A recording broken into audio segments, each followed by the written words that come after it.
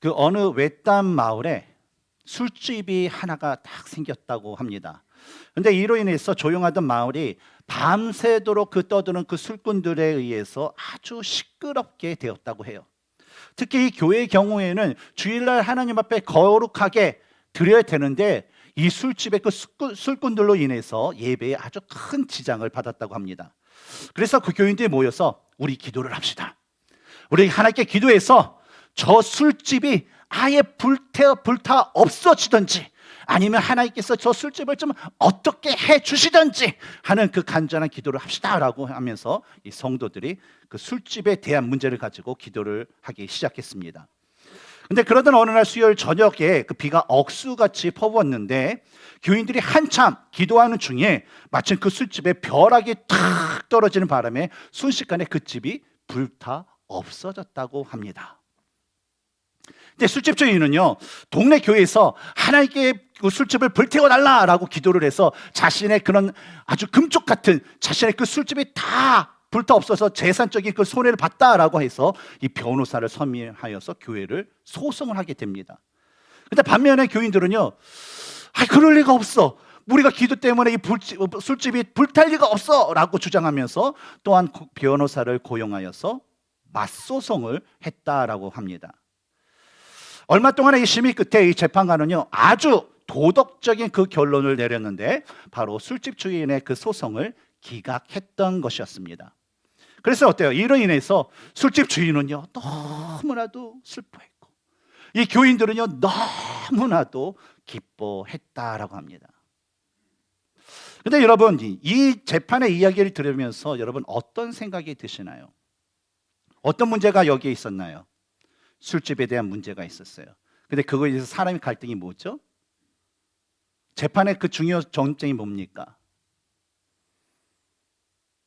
결과적으로 뭐냐면 이 재판의 그 결과나 어떤 이 사람들의 반응을 보면요, 이 재판이 갖고 있는 상당히 아이러니한 그런 모습이 있다라는 것을 볼 수가 있습니다. 왜냐하면 이 재판의 결과는 단순히 어떤 소송에 대한 승리를 누군가가 가졌다라는 그 결론에 대한 그 재판이 아니라, 술집 주인은 기도의 능력을 확실히 믿었지만 소위 하나님을 믿는다라는 그 사람들은 기도의 능력을 믿지 않았다라는 그런 결론이기도 하였죠. 왜 그렇죠? 술집 주인은 교회가 기도해서 자기 술집이 불탔다라고 믿었는데 교인들은 그럴 리가 없어요 라고 얘기했기 때문이죠. 근데 오늘 우리가 나눈 그 본문의 말씀에서도요, 이와 같은 아이러니한 그 모습이 담겨져 있습니다. 지난주까지 예수님께서는요, 산상수훈의 그 말씀을 통해서 1차적으로는 12 사도들에게, 또한 2차적으로는 모든 제자들에게 하나도 빠짐없이 하나님 나라의 백성들이 가져야 할 그 모습과 태도와 삶에 대한 그 모든 말씀들을 하나도 빠짐없이 다 주셨습니다. 그리고 오늘 본문 1절을 보면 예수님께서 그 후에 12 제자들을 데리고 가신 곳이 가버나움이라는 그 도시였다라는 것을 우리는 알 수가 있습니다. 그렇다면 이러한 흐름을 볼 때 이어지는 예수님의 그 사역은 바로 유대인들을 위한 사역으로 이어져야 되는 것이 바로 이 흐름상 맞다라는 거예요.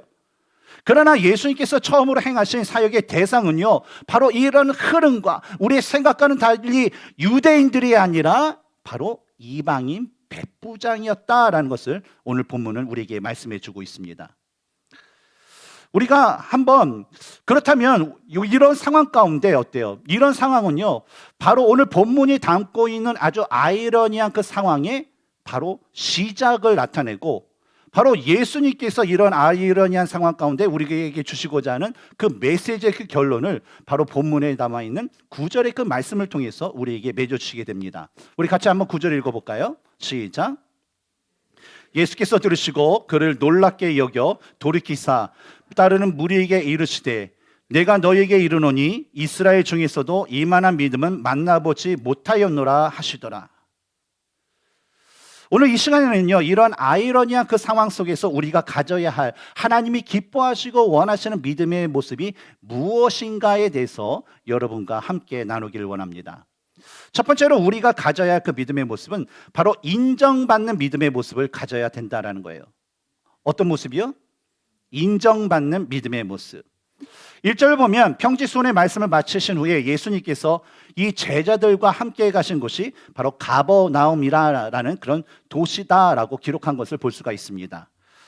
물론 예수님께서 왜 공생의 사역을 시작하시면서 갈릴리 지역, 그것도 특히 가버나움을 중심으로 어떤 사역을 시작하셨는지에 대해서 정확하게 성경에서 말하고 있지는 않습니다. 하지만 이 가버나움이라는 그 동네가 가지고 있는 그 특징들을 통해서 왜 예수님께서 공생의 사역을 시작을 바로 이 가버나움에서 시작하셨는지에 대한 몇 가지 이유들을 우리는 찾아볼 수가 있어요. 첫 번째 이유는 예수님의 그 12 제자들 중에 많은 제자들의 고향이 바로 이 가버나움이었기 때문에 때로 사역에 필요한 어떤 자원이나 뭐 어떤 지원 같은 것을 받을 수 있다라는 그 이점이 바로 이 가버나움이라는 도시에 있었다라는 거예요. 예수님의 제자들 중에 이 가버나움 출신들이 누가 있겠습니까? 바로 베드로와 안드레, 또 그의 동지인 바로 야고보와 요한, 그리고 우리가 몇 주 전에 같이 나눴던 세리, 레이, 마테라고도 하죠. 그런 5 제자가 대표적으로 이 가버나움 출신입니다. 다음으로 두 번째 이유를 찾으면 이 가버나움이 가진 그 위치상, 지정학적인 그런 위치의 그 조건 때문이었을 것이다 라고 우리는 생각할 수 있어요. 이 가버나움은요, 당시 이 갈릴리 바다를 둘러싼 그 많은 그 도시들 중에요 가장 큰 도시였고, 또 근처에는 당시 아주 중요한 무역로인 해변길이 옆에 있어서 무역이 활발하게 이루어져 있기 때문에 사람들의 왕래가 가장 많았던 것이 바로 이 가버나움이었다라는 거예요. 또한 헤롯 대왕 이후에 헤롯의 아들들 3명이 이 유대와 사마리아를 다 이렇게 나눠서 다스리게 됐는데, 그 중에서 헤롯 안티파스와 헤롯 빌립이 다스리던 지역이 맞닿은 국경 도시가 바로 이 가버나움이었기 때문에 로마의 그 군대가 주둔하면서 군인들, 로마의 군인들의 왕래가 가장 많았던 곳도 바로 이 가버나움이었다라는 거예요. 따라서 가버나움에 들어앉는 사람들이 많기 때문에 그들을 통하여서 예수님의 말씀이 다른 지역들과 또 다른 사람들에게 빨리 전해질 수 있는 가장 좋은 곳이 바로 이 가버나움이었기 때문에 바로 예수님께서 사역을 바로 이곳에서 시작하셨다라고 우리는 보고 있습니다. 그런데 이러한 특징을 가진 이 가버나움에서 생긴 바로 이방인 백부장의 이야기가 바로 이 마태복음에서는 산상수훈의 말씀 이후에 나오게 되고, 누가복음은 평지수훈의 그 말씀 이후에 나오는 것을 우리는 볼 수가 있습니다.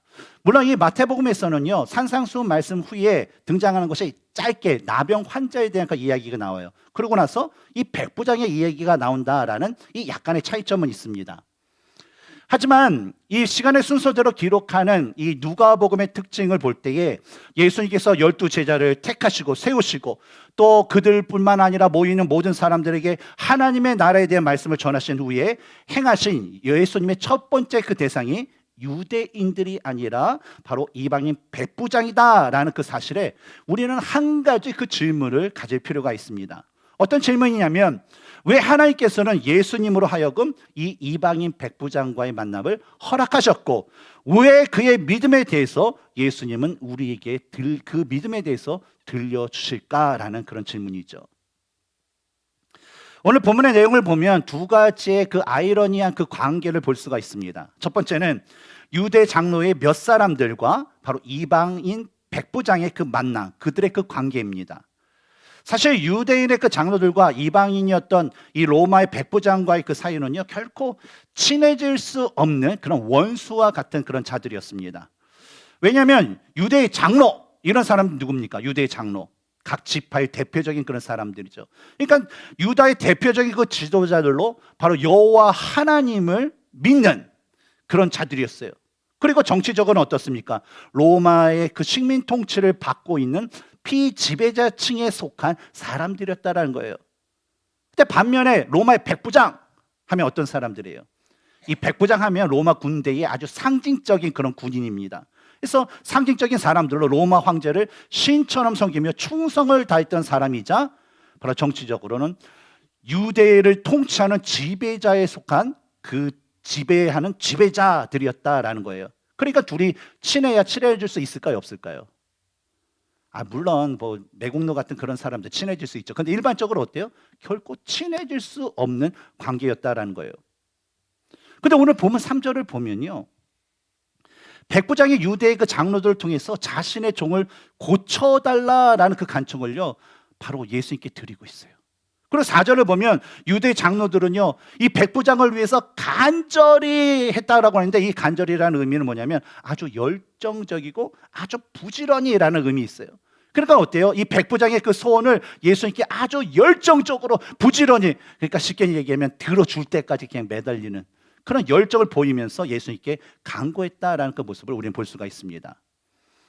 하지만 이와 같이 당시 사회에서 유대의 지도자들인 이 장로들이 이방인이며 더욱이 로마의 백부장의 부탁을 받아서 대신 예수님께 간절히 구한다라는 그 일은요, 사실 좀처럼 있을 수 있는 일이 아닌 아주 아이러니한 그런 일이었다라는 것입니다. 그리고 다음으로 찾아볼 수 있는 두 번째 아이러니한 그 관계는 바로 백부장과 종의 그 관계입니다. 당시 헬라나 이 라틴 사회에서는요, 일반적으로 신분이 높은 사람이 신분이 낮은 자를 돌보는 일은요, 뭐 하라고 추천도 안 하고요, 한다고 해서 뭐 잘했다라고 이렇게 뭐 칭찬 같은 것도 하지도 않습니다. 더욱이 마태복음 8장 6절을 보면 그 이 백부장의 종이 걸린 그 병이 뭐라고 해요? 중풍병이다라고 얘기를 해요. 그러니까 어때요? 아무것도 이렇게 움직이지 못하고 그냥 누워서 가만히 있는데, 그래 어떻게 병이 들어서 이렇게 쓸모없는 그 종을 돌본다라는 것은요, 더욱이어서 있을 수 없는 일이라는 거예요. 그냥 갖다 버려도 상관없는데 어때요? 이 백부장이 이 종을 돌보다라는 것이죠. 근데 이런 사회적인 그 관념과 달리 2절에서 기록된 어떤 백부장의 사랑하는 종이라는 그 표현을 보면, 이 백부장, 본문에 나오는 그 백부장은요, 자신의 종을 아주 소중하게 대했던 사람이었다라는 것을 우리는 알 수가 있습니다. 그래서 이런 사람이길래 이 백부장이라는 어떤 사회적인 자신의 명예와 자신의 그 자존심과 자신의 어떤 체면 같은 것을 다 내려놓고 뭐예요? 그 종을 위해서 유대의 그 장로들을 통하여서 예수님께 간절히 호소를 할 수 있었다라는 것이죠. 근데 이런 아이러니한 그 관계 속에 많은 사람들이 있었어요. 근데 많은 사람들이 있었는데 그 중에 예수님께서는요, 오직 한 사람, 이 이방인 백부장에게만 칭찬을 하시는 것을 우리는 볼 수가 있습니다. 우리 다시 한번 9절의 말씀을 같이 읽어볼까요? 시작. 예수께서 들으시고 그를 놀랍게 여겨 돌이키사 따르는 무리에게 이르시되, 내가 너희에게 이르노니 이스라엘 중에서도 이만한 믿음은 만나보지 못하였노라 하시더라. 어떤 칭찬을 이 예수님께서 백부장에게 주셨다라는 거예요? 어떤 칭찬입니까? 뭘 칭찬했다라는 거예요? 그가 가진 힘, 재능, 능력, 영향력 뭐예요? 바로 믿음이에요. 그가 가진 아주 놀라운 믿음을 바로 예수님께서 칭찬을 하셨다라는 것입니다. 근데 여기서 말하는 그 놀랍게 여기다라고 번역된 이 헬라어는요, 다우마조라는 그런 헬라어 동사를 사용하고 있습니다. 그런데 성경에서 이 단어가요, 예수님과 관계된 일에 사용된 경우는요, 딱 3번 정도가 있어요. 근데 그 중에서 두 번째는요, 바로 이방인 백부장의 그 이야기가 담긴 오늘 본문의 9절과 또 마태복음 8장 10절에 이 두 가지가 되어 있고, 나머지 하나는 마가복음 6장 6절에 사용이 되고 있어요. 그런데 이 놀랍게 여기다라는 뜻을 가진 이 다오마조라는 그 단어가 쓰인 그 본문의 말씀의 그 내용을 비교해 보면요, 확실히 분명한 차이점이 있습니다. 왜냐하면 이 누가복음과 마태복음에서는요, 예수님께서 이방인 백부장이 예수님에 대한 그 믿음을 가진 것에 대해서 놀랍게 여겼다라는데 이 단어가 쓰였다라는 거예요. 근데 반면에 마가복음에서는요, 고향인 나사렛 사람들이요, 예수님을 믿지 않는 것에 대해서 예수님이 이상하게 여겼다라는 것에 이 다오마조라는 이 동사가 사용되었다라는 것입니다. 다시 말해서 똑같은 놀랍게 여기다라는 그런 의미를 가진 이 다오마조라는 그 단어가 사용된 구조들을 통해서 볼 수 있는 이 믿음의 아이러니한 것은 뭐냐면, 당연히 메시아서 오실 그 예수님을 믿을 것이라고 기도했던 유대인들은요, 예수님을 믿지 않고 예수님에 대한 믿음을 가질 것으로 기대하지 않았던 이 이방인 백부장은요, 바로 예수님을 믿었다라는 거예요. 근데 이러한 아이러니한 그 믿음의 모습은요, 오늘날 우리 주위에서도요, 종종 찾아볼 수 있는 그런 모습이에요. 교회를 오랫동안 다니고 입에서는 믿음에 대한 그런 말씀이, 그런 말들이 끊임없이 쏟아지는데 정말 그의 삶을 살펴보면 믿음의 열매가 하나도 없어요. 이런 사람 뭐예요? 교회에 오면 신자 같은데 교회 밖만 나가면 뭐예요? 세상 사람들이 되는 그런 사람들입니다. 반면에 신앙의 연수는 짧아요. 뭐 성경에 대한 아는 지식도 별로 없어요. 하지만 믿음의 삶을 날마다 살아가면서 계속적인 믿음의 열매를 맺는 사람들이 있어요. 바로 교회에서나 교회 밖에서나 그리스도인으로서 살아가는 사람들이라는 것이죠. 예수님께서 놀랍게 여기신 이 백부장은요, 완전하진 않지만 바로 하나님, 여호와 하나님을 믿었던 사람이었을 것이라 믿습니다. 그래서요, 세상의 그 관념과 또 전통과는 달리 하나님이 원하시는 그 뜻을 따라서 그는 살아가게 되었다라는 거예요. 바로 세상은 뭐라고 얘기해요? 종과 같이 하찮은 그 자들은 뭐예요? 그냥 값없이 여겨라 라고 얘기하는데, 이 백부장은요, 내 이웃을 내 몸같이 사랑하라 라는 그 하나님의 말씀에 따라서 내 이웃인 가족뿐만 아니라 나의 가치 있는 그 종도 어때요? 나의 이웃으로 여기고 그를 어때요? 소중히 여기게 되었다는 거예요. 세상은요, 정치와 종교와 혈통에 의해서 너희가 원수가 되어야 돼 라고 얘기했지만, 이 백부장은요, 하나님을 사랑하라 라는 그 말씀처럼 하나님을 사랑하기 때문에 하나님의 백성이 유대인들을 어때요? 사랑하게 되었고, 또 그들을 위해서 회당까지 지어주는 믿음의 행함을 실천했던 것이었습니다. 그러니 이 선민사상으로 가득하여서 이방인 하면 아유, 뭐 지옥에 그냥 땔감으로 쓰기 위해서 하나님이 만들어 오신 자들라고는 그런 선입견과 편견을 갖고 있었던 이 유대 장로들의 마음을요, 그냥 열게 만들었어요. 그리고 그들과 함께 어떻게 해요? 화목하게 지낼 수 있게 되었던 것이었습니다. 마찬가지로 우리가 가져야 할 믿음은요, 삶의 모습을 통해서 증명되고 인정받는 그런 믿음이어야 합니다. 아무리 수많은 말을 하고 아무리 거룩한 옷을 입어도요, 하나님과 예수님을 믿는 믿음의 열매가 없고 주위 사람들로부터 인정받지 못하는 믿음이라면요, 그 믿음은 죽은 믿음이거나 아니면 병든 믿음일 수밖에 없다라는 거예요. 왜냐하면요, 우리가 건강한 믿음을 가질 때요, 믿음은 바로 성령 하나님의 그 능력으로 큰 역사를 이루기 때문입니다. 사랑하는 성도 여러분, 여러분의 삶에서요, 바로 여러분이 가진 믿음을 실천하시기 바랍니다. 그리고 성령 하나님의 은혜를 구하면서 그 믿음을 통해서 이루어지는 하나님의 놀라운 역사심을 경험하는 모든 성도님들이 되시기를 주님의 이름으로 축원합니다. 두 번째로 우리는요, 예수님의 그 권위를 인정하는 믿음을 가져야 됩니다. 어떤 믿음이요? 예수님의 권위를 인정하는 믿음. 예수님께서 유대 장로들을 통해서 이 백부장의 그 간청을 들으신 후에 멀리 떨어져 있지 않는 그런 집이기 때문에 그의 집에 가서 그의 하인을 고쳐주고자 하셨습니다. 그래서 출발을 하셔요. 근데 6절을 보면 잠시 후에 이 백부장이 친구들을 보내서 예수님, 우리 집에 오지 마세요 하고 하면서 이 만류하는 그런 말씀이 나옵니다. 한번 우리 6절을 같이 한번 읽어볼까요? 시작. 예수께서 함께 가실새 이에 그 집이 멀지 아니하여 백부장이 벗들을 보내어 이르되 주여 수고하시지 마옵소서, 내 집에 들어오심을 나는 감당하지 못하겠나이다. 이 백부장이요, 예수님께서 자기 집에 오시는 것을 이 만류한 것에는요, 두 가지 의견을 우리는 찾을 수가 있습니다. 첫 번째는 이 백부장이 이 유대 사람들의 관습과 전통을 너무나도 잘 알았기 때문이라는 거예요. 유대의 관습에 의하면요, 유대인들이 이방인의 그 집에 들어가는 것을 그냥 부정한 행위다라고 취급을 했기 때문에 유대인들은 이방인들의 그 집에 들어가지 않습니다. 그래서 백부장이 처음에는요, 자신의 그 종에 대한 그 사랑 때문에 어떻게 하든 예수님을 빨리 모셔서 이 나의 종을 좀 고치고 싶은 마음에 예수님 빨리 오세요, 우리 집에 오셔서 좀 고쳐주세요 라고 간청을 했지만, 조금 지나다 보니까 자기가 예수님께 드렸던 이 요청이 아니 그 유대인인 예수님에게서 얼마나 무례한 그런 행동이었는지를 그가 깨달았다라는 거예요. 그래서 어때요? 오지 마세요. 저 때문에 율법을 어기는 그 죄, 그런 죄 지지 마세요 하면서 만류했다라는 거예요. 이게 첫 번째 의견입니다. 또 두 번째는 이 백부장이요, 예수님에 대해서 예수님은 아주 큰 권세와 권위를 가지신 분이다라는 것을 믿었기 때문이라는 거예요. 6절을 보면 백부장이 예수님을 가리켜서 주, Lord라고 부르는 것을 우리는 볼 수가 있습니다.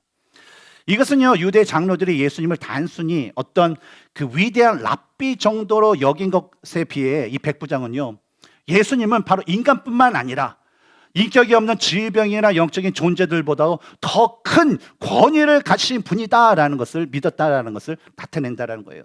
그래서 예수님께서 자기 집에 오시는 것 그 자체를요, 자신이 감당할 수 없고, 내가 심지어 예수님을 내가 직접 대면한 것조차 내가 감당할 수 없습니다, 오지 마세요라고 했다라는 거예요. 근데 우리가 이것을 이해할 수 있는 것은 우리가 이 세상에도 있지 않습니까? 세상에도 어떤 유명 인사를 한번 이렇게 교회에 초대하고 싶은 마음이 있어요. 각 집에도 있지 않습니까? 예를 들어서 뭐 오바마 대통령을 부르든지 아니면 뭐 트럼프 대통령을 이렇게 전 대통령을 불러요. 그래서 강연을 좀 하고 싶어요, 우리 교회에서. 그럼 여러분 딱 오신다고 하면 여러분 그게 흔쾌히 아무런 껄끄럼 없이 그냥 모실 수 있나요? 이 집행하는 사람들 입장에서는요, 저분이 강연을 하면 그 수준에 맞게끔 어느 정도 우리가 좀 대접도 하고 사례도 드리고 그래야 되는데, 괜히 우리가 정성 다한다고 하지만 혹시 드렸던 게 그분의 어떤 수준에 맞지 않고 오히려 해가 되지 않을까라는 거예요. 여러분 전직 대통령들이 강연을 하게 되면 한 얼마 정도 강연비를 받는지 혹시 아세요? 그렇죠? 엄청나게 받아요. 그렇죠? 그러니까 감이 어때요? 아무리 좋은 분이라도 그런 것을 깨달았을 때는 마음은 원이로되 우리는 할 수 없습니다라고, 오지 마세요, 오지 마세요. 온다고 해서 오지 마세요, 오지 마세요. 그런 것들이 우리 일상에서도 있는 일이라는 거예요. 근데 백부장은 어때요? 그 예수님께서는요, 바로 큰 권위, 어떤 세상의 모든 사람들뿐만 아니라 어떤 영적인 것, 질병까지도 다 다스리시는 권위 있는 분이기 때문에 자기 집에 오는 거, 내가 그분을 직접 만나는 거, 내가 감당할 수 없어요, 오지 마세요 라고 했다라는 것이죠. 그리고 이런 예수님의 그 권위에 대해서 이 백부장은요, 자신이 이해하는 그 방식으로 다음과 같이 고백을 하게 됩니다. 우리 7절과 8절을 읽겠습니다. 시작. 그러므로 내가 주께 나아가기도 감당하지 못할 줄을 알았나이다. 말씀만 하사 내 하인을 낫게 하소서. 나도 남의 수하에 든 사람이요 내 아래에도 병사가 있으니 이더러 가라 하면 가고 저더러 오라 하면 오고 내 종도로 이것을 하라 하면 하나이다. 이 군대 안에서 군인들의 그 모습은요, 절대적인 상명하복의 그런 관계입니다. 그래서 쉽게 얘기하자면 한국의 그 편지를 보면 맨 말단 병사, 이등병, 짝대기 하나. 이 이등병에게 병장이 이렇게 어떤 명령을 하면요, 그 이등병이 이 병장의 명령이 타당한가? 이성적인가? 뭐 어떻게 옳은가? 나쁜가? 그것을 따지고 나서 뭐 행동하는 것이 아니에요. 대위가 있어요. 근데 바로 대령이 어떤 명령을 딱 내리게 되면 그것에 어때요? 이게 진짜 맞는 건가? 올바른 아닌가? 라는 걸 따지면서 뭐 대령이 이게 진짜 맞는 거예요? 진짜 제대로 명령하신 거예요? 라고 하면서 논쟁하지 않고요, 군인들은 어때요? 상사가 내린 그 명령에 무조건 반응하고 무조건 복종한다라는 거예요. 왜냐하면 그렇지 않으면요, 군대가 큰 혼란에 빠지고 자체적으로 붕괴될 수밖에 없고요, 전쟁에서 만약 이런 상황이 벌어지냐면 결코 적군을 방어할 수 없게 되기 때문이었습니다. 그래서 충성스러운 군인이었던 이 백부장은요, 군대의 이런 명령체계를 인용하면서 예수님은 질병까지도 다스리시는 큰 권위를 가지신 분이라는 것을 내가 믿습니다. 그러니까 예수님 오지 마시고요, 명령만 하세요. 제가 종한테 야 가면 종이 가고, 와 그러면 오고, 내포에게 가 그럼 가고, 와 그럼 오고. 그러니까요, 예수님 명령하세요. 질병, 이 악한 형제 명령하세요. 그러면요, 내 종에게 있던 그 질병이 다 사라져서 나을 수 있을 거예요. 예수님 말로만 명령하세요 라고 고백을 했던 것이었습니다. 그렇다면 여러분, 이러한 백부장의 그 모습을 보면서 한번 우리들을 한번 비춰보면 어떨까요? 현재 우리들의 모습은 어떤 모습을 가지고 있을까요? 사실 본문에 나오는 백부장과 우리들 비교해 보면 우리는요, 하나님에 대해서 이 백부장보다 더 잘 알고 있어요. 한 예가 뭐예요? 이 백부장은 성령을 알았을까요? 몰랐을까요? 몰랐어요. 그 전에 있었던 사람이기 때문에. 우리 성령님을 알아야 몰라요? 알아요. 그러니까 우리는 어때요? 더 하나님에 대해서 더 잘 알아요? 못 알아요? 우린 더 잘 알고 있어요. 그렇다면 우리가 예수님에 대해서 이 백부장보다 더 모를까요? 더 잘 알까요? 한 가지 예를 들어봐요. 이 백부장은 예수님께서 부활하신다라는 것을 알았을까요? 몰랐어요. 그 전에 있었던 일이기 때문에. 우리는 어때요? 아, 예수님께서 부활하신 분이라는 것을 우리는 알죠. 그렇다면 우리가 하나님과 예수님에 대해서 이 백부장보다 더 많이 알고 잘 아는데, 그렇다면 우리가 가진 믿음에 대해서는 예수님께서 보실 때 어떤 믿음이다라고 말씀을 하셨을까요? 19세기 영국에 나온 위대한 침례교 설교자인 이 찰스 스퍼전의 목사님의 설교집인 믿음, 자신 있게 대답하라 라는 이 책을 보면 우리 정통 기독교에서 말하고 있는 믿음의 세 가지 요소에 대해서 기록하고 있는 것을 볼 수가 있습니다. 첫 번째로 라틴어로 노티디아라고 부르는 그 요소가 있어야 된다고 얘기해요. 이것은 바로 지식, 어떤 정보를 의미합니다. 그리고 두 번째 요소는 아센수스라는 그 요소인데, 이것은 동의하다, 어떤 정보에 대해서, 지식에 대해서 내가 옳다, 동의하는 그런 요소를 얘기해요. 그리고 마지막으로 세 번째는 피두시아라는 그 요소인데, 이것은 내가 신뢰한다, 신뢰하기 때문에 내가 행한다라는 그런 의미를 가지고 있어요. 따라서 진정한 믿음이 실행되기 위해서는요, 지식이 바로 있어야 된다는 거예요. 우리가 믿음은 어떻게 되어야 돼요? 믿음은 들음에서 나고 들음은 그리스도의 말씀으로 말미암느니라라는 그 말씀처럼 우리가 성경을 아는 지식이 있어야지 믿음을 가질 수 있는 그런 시작이 된다는 거예요. 그리고 두 번째 뭐예요? 이 지식에 대해서 우리가 동의해야 되고, 그 동의 이후에 그것을 믿고 따라 행하는 모습이 있어야지 어때요? 우리는 온전한 믿음을 가질 수 있고 온전한 믿음의 역사를 이룰 수 있다라는 거예요. 그런데 이에 대해서 오늘 또 연합집회에도 강의하시지만 우리 한국의 만날교회 김병사 목사님께서 의사와 환자의 그 관계를 통한 그 이야기를 통해서 이 세 가지 요소를 아주 쉽게 설명해 주는 것이 있었습니다. 예를 들어서 어떤 사람이 중요한 병을 앓고 있는데 의사에게 찾아가서 이 처방을 받았다고 합니다.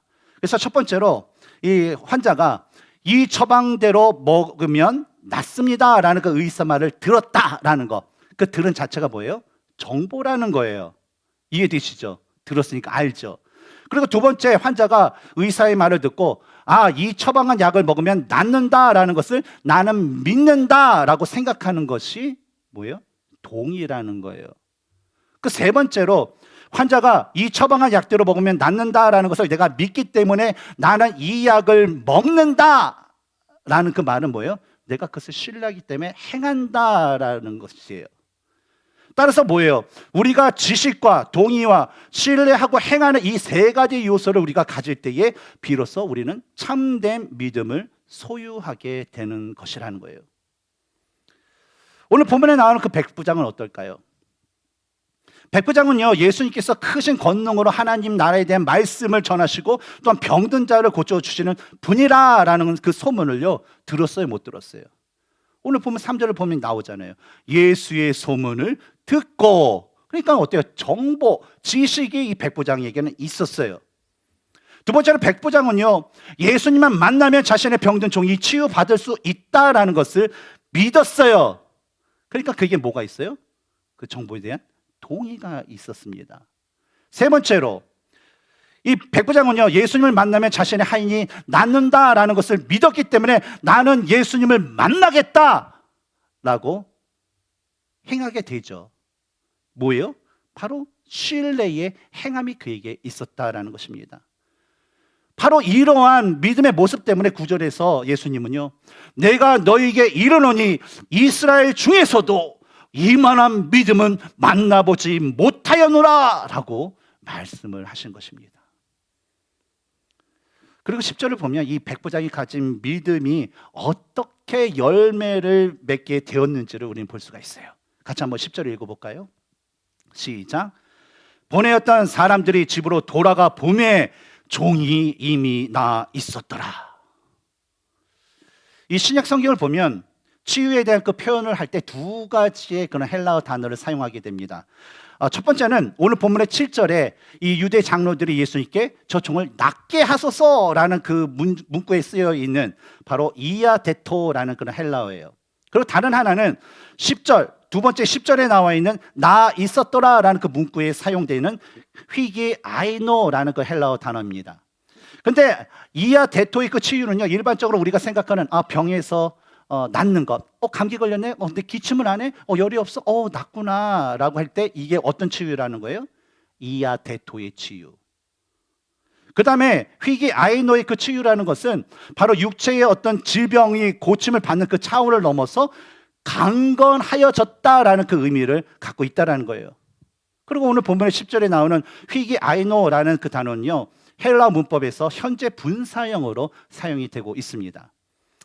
사실 백부장은요, 예수님께 장로들을 통해서 그 자신의 그 종 하인의 그 병을 고쳐달라고 하는 것은 그냥 중풍병에서 제발 좀 일어나게 좀 해주세요. 그냥 스스로 밥도 먹고 좀 걸어 다니고 그냥 말도 하고 좀 그렇게 고쳐주세요라는 그런 단순의 그 이아데토의 어떤 치유만을 원했을 것입니다. 하지만 예수님은 어때요?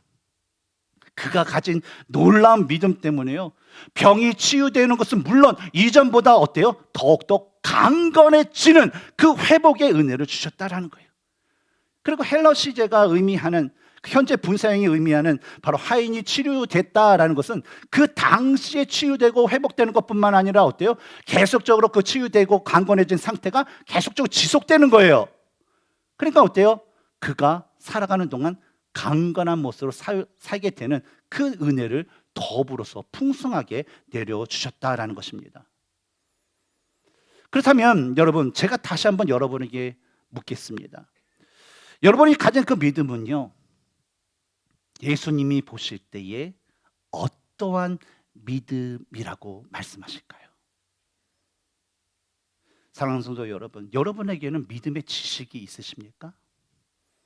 믿음의 지식이 있으세요? 끄떡끄떡 하셔도 되고, 부끄러우면 이렇게 해서 이렇게 해서 표시해 줘도 돼요. 예. 여러분 믿음의 지식이 있으십니까? 예. 그러면 여러분 믿음의 동의가 있으십니까? 이 성경 66권의 말씀이 하나님의 말씀이라는 것에 대한 동의가 있으십니까? 그렇다면 여러분은 그 믿음에 대한 신뢰와 행함이 있으십니까? 여러분 삶에서는 이 성경 66권의 말씀대로 이 말씀에 아무런 의심도 없고 아무런 그런 불평도 없고 이 말씀대로 행하면 하나님의 뜻을 이룬다라는 것을 믿고 실제적으로 행하고 있습니까? 진작에 하나님의 말씀을 가지고요, 현재 여러분이 가지고 계신 그 믿음을 한번 점검해 보시기 바랍니다. 진짜 내가 믿음의 이 정보를 내가 갖고 있는가? 내가 진짜 이 하나님의 말씀에 대해서 의심 없이 내가 동의를 하고 있는가? 진짜 원수를 사랑하라라는 것이 진짜 하나님의 사랑인지, 나누면 더 풍성해지는지, 진짜 형제를 위해서 죽으면 이거보다 더 큰 사랑이 없는, 그게 진짜 더 큰 사랑인 줄 내가 아는지, 기타 등등 그런 동의가 있어요. 그리고 내가 이 말씀에 동의하고 이것을 신뢰하면서 진짜 말씀대로 살아가고 있는지, 그걸 한번 점검해 보시기 바랍니다. 바로 백부장은요, 예수님에 대해서 들었어요. 또 예수님에 대해 하시는 그래서 동의를 했어요. 그리고 실제적으로 그 예수님을 만나서 그것을 경험하기 위해서 행하게 되었다는 거죠. 근데 그런 믿음의 모습을 보고 예수님 뭐라고 하셨어요? 이만한 믿음을 본 적이 없다. 바로 놀라운 믿음을 가졌다라는 것입니다. 여러분, 진짜 날마다 하나님 말씀 가운데 여러분의 믿음을 점검해 보시고, 또 그 믿음을 통해서 모든 사람들이 인정하는 그런 믿음을 소유하시기 바랍니다. 그리고 하나님의 그 권위, 예수님의 권위를 인정하는 그 믿음의 삶을 여러분의 그 삶에서 실제적으로 살아가시기 바랍니다. 그러면 하나님께서요, 여러분이 가진 모든 문제와 여러분이 가진 모든 마음의 소원에 대해서 더 풍성한 은혜로 채우시는 놀라운 믿음의 역사를 경험하게 되실 것입니다. 이러한 축복의 믿음의 삶을 여러분 사모하시고 살아가시는 저와 여러분이 되기를 주님의 이름으로 축원합니다. 함께 기도하겠습니다.